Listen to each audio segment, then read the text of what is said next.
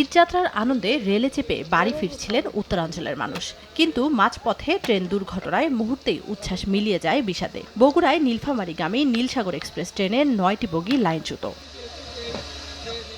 ঢাকা থেকে সকালে ছেড়ে যাওয়া এক্সপ্রেস ট্রেনটি সান্তাহারের তিলকপুরে পৌঁছালে হঠাৎ একে একে ৯টি বগি লাইনচ্যুত হলে শতাধিক যাত্রী আহত হন।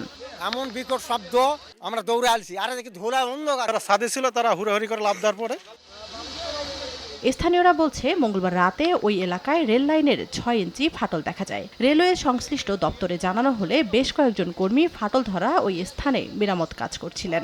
সতর্কতামূলক ব্যবস্থার জন্য প্রতিটি ট্রেনকে দেওয়া হচ্ছিল সিগন্যাল, কিন্তু নীলসাগর এক্সপ্রেস ওই সিগন্যাল অমান্য করায় এই দুর্ঘটনা। এখানে ট্রেনটা ধীরে যাওয়ার কথা ছিল, কিন্তু ট্রেনটা অনেক জোরে আসছে, আসার কারণে দুর্ঘটনা ঘটছে। রেলওয়ে বলছে, দুর্ঘটনার কারণে ঢাকার সঙ্গে বগুড়া ও রংপুর সহ উত্তরাঞ্চলের ৭ জেলায় রেল যোগাযোগ বন্ধ রয়েছে।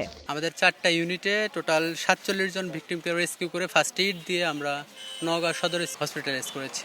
৪ জনের তদন্ত টিম হয়েছে, chief engineer, chief signal engineer, chief mechanical engineer আর চিফ অপারেটিং সুপারিনটেন্ডেন্ট। পাবনার ঈশ্বরদী থেকে উদ্ধারকারী ট্রেন পৌঁছেছে ঘটনাস্থলে। শুরু হয়েছে নীলসাগর এক্সপ্রেসের উদ্ধার অভিযান। এ ঘটনায় এখনও ঢাকাগামী পঞ্চগড় এক্সপ্রেস ও রাজশাহীগামী তিতুমির এক্সপ্রেস আটকে আছে। এছাড়া সান্তাহার জংশনে উত্তরাঞ্চলগামী দুটি ট্রেনও ছেড়ে যেতে পারেনি। সময় সংবাদ, বগুড়া।